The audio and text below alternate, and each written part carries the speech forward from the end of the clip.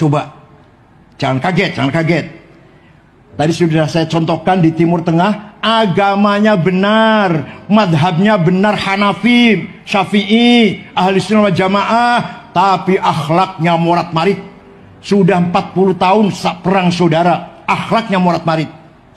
Sampean wani beli, sampean berani nggak pergi ke Afghanistan sendirian? Jalan malam-malam, berani nggak? Tuh di negara Islam padahal tuh. Saya berani nggak di Yaman pergi sendirian? Berani nggak? Itu negara Islam tuh padahal. Akidahnya bener, akidah syariah bener, kitab suci bener, Quran. Tapi kita pergi ke Jepang, agamanya tidak jelas. Bukan Yahudi, bukan Kristen, bukan Islam, bukan Hindu, bukan Buddha, bukan Konghucu. Agama namanya Shinto, agama lokal. Kayak di Indonesia agama lokal banyak, ada 20 barangkali. Sunda Wiwitan, Karuhunan, Sabto Darmo, Darmo Gandul, Gotoloco, Sambelun, Subud, Pangestu, Parpalin, dan lain-lain lah. Itu agama lokal itu.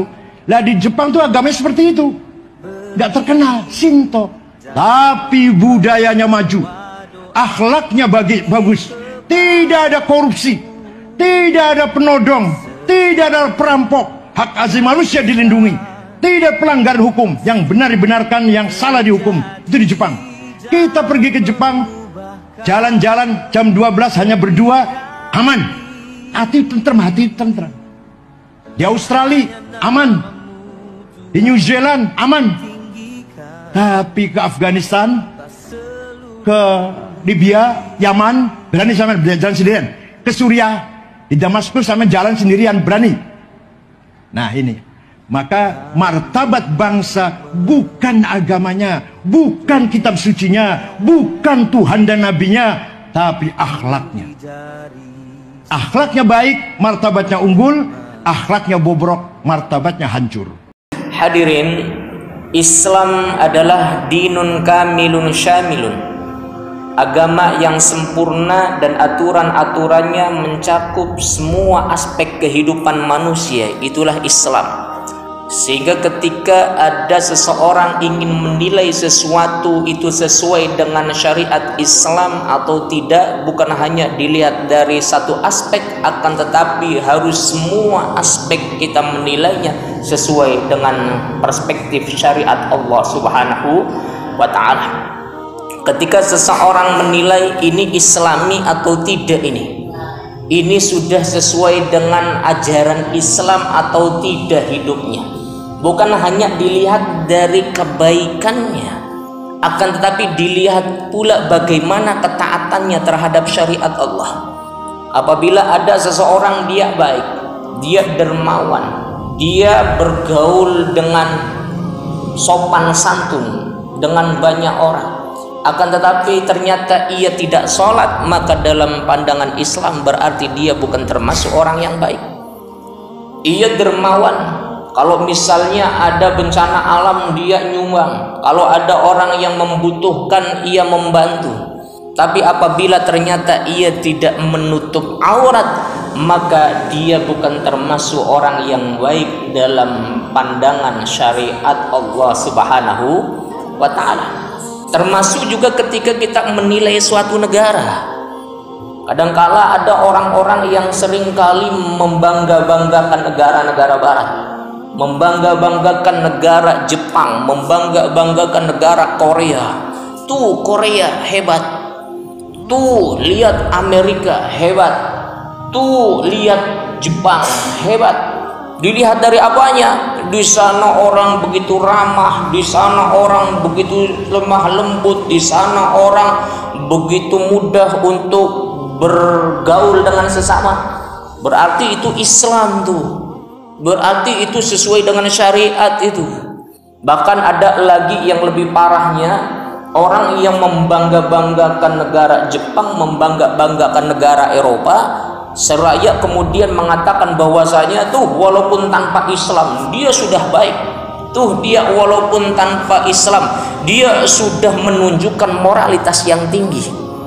Apakah cukup kemudian kita hanya menilai seseorang dari suatu perspektif dan kemudian menyampaikan bahwa dia Islami? Tidak.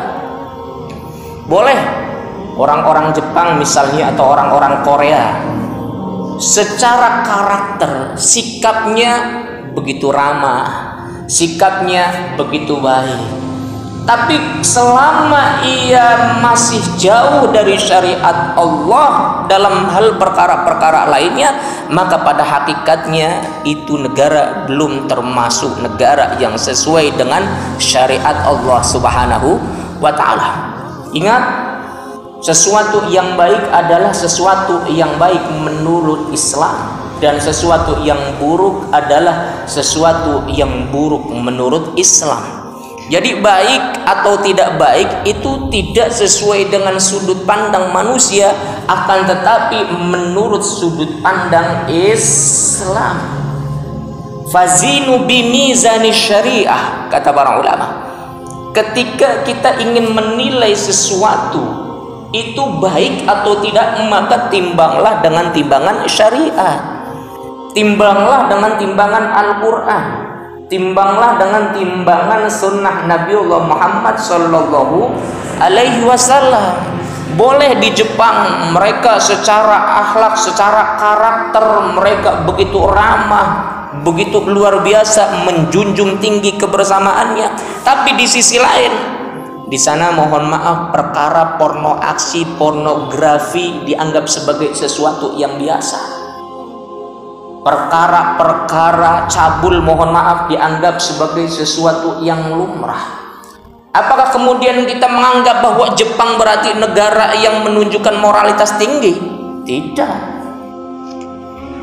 Itu menunjukkan bahwasanya ada sesuatu yang bertentangan dengan syariat, dan itu pun menunjukkan bahwa hakikatnya Jepang, Korea, dan beberapa negara barat lainnya yang selama ini ada beberapa orang yang membangga-banggakan negara-negara itu merupakan negara-negara yang belum baik menurut pandangan agama Allah Subhanahu wa ta'ala.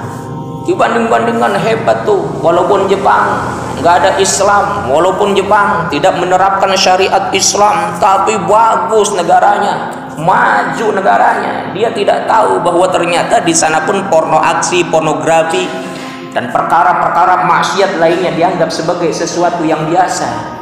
Dia tidak tahu bahwa di sana termasuk negara yang angka bunuh dirinya paling tinggi dibandingkan dengan negara-negara lainnya. Membangga-banggakan negara Eropa, membangga-banggakan negara Korea, negara Jepang, seraya mencibir negara-negara Arab, mencibir negara-negara yang mayoritas Muslim. Afghanistan, Suriah dicibir, direndahkan, seolah-olah tuh negara-negara Islam tuh perang terus, tuh negara-negara Islam tuh ribut terus. Padahal itu semua negara-negara mayoritas Muslim perang karena ulah Amerika, perang karena ulah penjajah yang terus-menerus mengadu domba antara satu Muslim dengan Muslim lainnya. Sehingga di sini pun umat Islam harus sadar, peperangan yang terjadi di negeri-negeri kaum muslimin itu karena skenario barat, skenario negara-negara penjajah, skenario negara-negara sekutu termasuk Amerika, Cina, Rusia, dan yang lainnya. Maka kita umat Islam jangan sampai mau diadu domba. Ketika ada perbedaan, lana a'maluna walakum a'malukum, bagi kamu amalan kamu, bagi kami amalan kami. Kita boleh berbeda pendapat, misal masalah nisfu Sya'ban, beberapa hari ke depan pasti geger lagi nih. Ada yang kalau misalnya pertengahan bulan Sya'ban, ada yang baca Yasin 3 kali, ada yang nggak baca Yasin 3 kali. Kita berbeda pendapat, kita kemukakan dalil, kita kemukakan argumentasi, boleh, tapi jangan sampai tukaran, jangan sampai ribut. Karena kalau tukaran ribut potensinya bakal terpecah belah, dan ketika terpecah belah antara muslim satu dengan yang lainnya, kira-kira yang senang siapa? Yang senang siapa? Non muslim.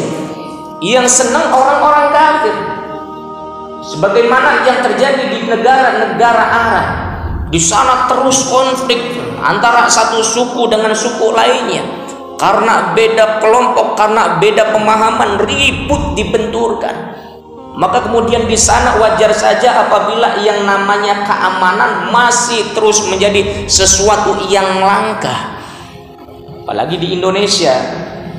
Ustadz, alhamdulillah di Indonesia aman jare siapa?